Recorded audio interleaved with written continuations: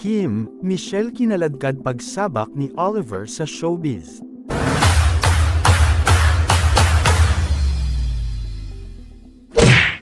This Wednesday, malalaman na kung tama ang hula ng mga netizen na si Attorney Oliver Moeller ang ipakikilalang new talent ng Cornerstone Entertainment. Ngipin at Adam's apple lang ang makikita sa photo na pinost ng Cornerstone, pero mukhang sigurado ang madlang people na ang controversial lawyer ang i-reveal ngayong araw. Oh my! A new heartthrob is coming to Cornerstone. Can you guess who? Abangan. Ika-24 ng Abril taong 24, caption ng Cornerstone sa kanilang post. Consistent ang comment na si Attorney Oliver ang tinutukoy at sure na raw sila.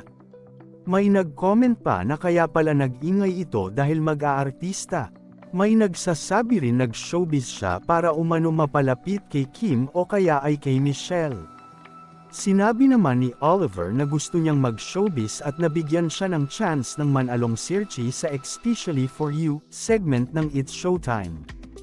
Umingay at naging controversial si Oliver nang i-ship kay Kim Chiu sa halip na kay Michelle D na siyang searcher. Nasundan yun ng pag-unfollow ni Michelle kay Oliver sa Instagram. Ang latest, pinalo niya uli si Oliver.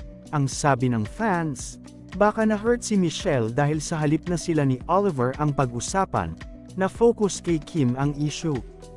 Ayon naman sa mga fan ni Michelle, hindi ganito kababaw ang beauty queen.